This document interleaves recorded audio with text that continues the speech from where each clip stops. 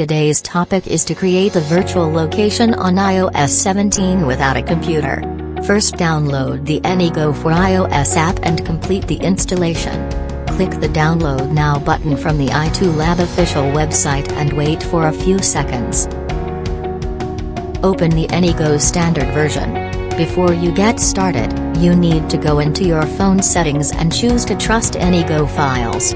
Then click AnyGo again, select the Teleport or Walk button, and enter the official version download.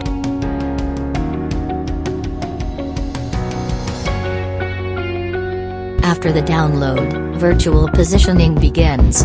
First, you can choose a location at will, or enter the desired location in the search box and click Send. At this time, the Pokémon Go character will be quickly teleported to the designated location. If you need to simulate walking mode, you can select a location, click the walking button, and adjust the desired speed, and then the Pokémon character will move according to your route. In addition, AnyGo also provides a virtual joystick function. Click the second button on the right to turn on the joystick mode. You can adjust the movement direction through the joystick.